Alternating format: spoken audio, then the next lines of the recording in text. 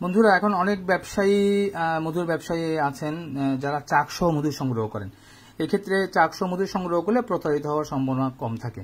আমরা মধুর বিভিন্ন পরীক্ষা নিরীক্ষাগুলো করি।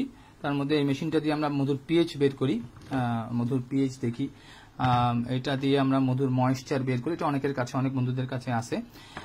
আর ছাড়া আমরা এই মাইক্রোস্কোপের মাধ্যমে মধুর ভিতরস্থ পোলেনটাও বের করার চেষ্টা করি। তো কিন্তু এই সমস্ত যন্ত্রপাতি সব ব্যবসায়ীর কাছে নেই। সেজন্য একটা পদ্ধতি আমি আগেও বলেছিলাম যে মধু আর মোমের অনুপাতটা বের করা, অর্থাৎ চাকসহ মধু সংগ্রহ করার পর কতটুকু মোম পাওয়া গেছে এটার উপর নির্ভর করে আমি কি পিওর মধু পাচ্ছি এটা আমি বের করতে পারবো। আমরা সাধারণত দেখছি 8 থেকে 10% পর্যন্ত মোমের অংশটা থাকে, অর্থাৎ 1 কেজি যদি মোম পাওয়া যায় তাহলে প্রায় 10 কেজির কাছাকাছি মধু পাওয়া যাবে। কিছু এলাকা ভিত্তিতে বিভিন্নভাবে কম বেশি হবে। তো আমার এক ডাক্তার বন্ধু মধুর ব্যবসা শুরু করছেন, তাকে আমি এটা বলে দিয়েছিলাম যে মধু আর মোমের অনুপাতটা বের করতে। তো সে এভাবে বিক্রি করতেছিল। পরবর্তীতে একসময় আমি তাকে বললাম যে কি ধরনের মোম সে সংগ্রহ করে আমাকে দেখানোর জন্য পাঠানোর জন্য সে পাঠিয়েছে। বন্ধুরা, এখানে দেখেন এখানে যে হলদে কালারের যে মোমগুলো দেখা যাচ্ছে, যেগুলো চিপে মধু নেওয়া হয়েছে, এগুলো আসলে মধুর আসল মধুর মোম, যেখানে মধু থাকে, মধুর চাক।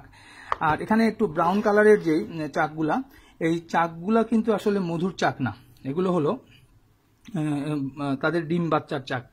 এবং এখানে মৌমাছি বাচ্চা দিছে, ডিম পারছে, ডিম থেকে বাচ্চা হয়েছে। আমি একটু বের করে দেখাই বন্ধুদেরকে।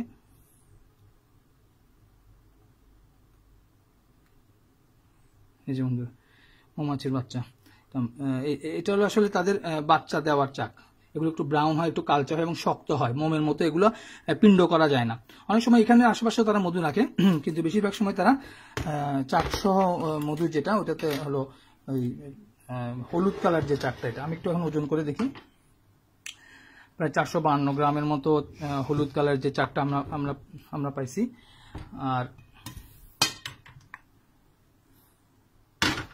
এটার ওজন আসতেছে প্রায় 1326 গ্রাম। বোলের ওজন বাদ দিলে এখানে প্রায় 1 কেজির উপরে চাক আছে। তো আমার বন্ধুকে, আমার ডাক্তার বন্ধুকে তারা প্রায় 20 কেজির মতো মধু বুঝিয়ে দিছে এই চাক। তো এখন আমি দেখলাম যে আসলে এখানে মধু হবে 400 গ্রাম, অর্থাৎ 5 কেজিরও কম, কিন্তু তাকে 20 কেজির উপর মধু বুঝিয়ে দিয়েছে। এবং চাকের হিসাবটাও তারা খুব সুন্দর করে মিলিয়ে দিয়েছে যে চাক সহ এখানে চাক, তারা মধুর চাক এবং মৌমাছি বসবাস করে যে চাক, এটাও দিয়ে দিচ্ছে।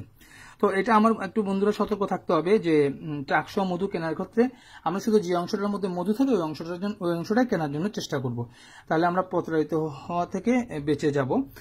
এবং এই ধরনের আরো অনেক ধরনের প্রতারণা হচ্ছে, যেখানে চাক কাটা হয় যেই দিন, তার আগের দিন গিয়ে ওই গাছের মধ্যে ফেক মধুর বোতল লুকিয়ে রাখা হয়। এবং যখন চাক কাটা হয় তখন সবাইকে বলা হয় যে আপনি একটু দূরে, একটু ফাঁকে যান, একটু দূরে সরে যান, মৌমাছি আক্রমণ করতে পারে।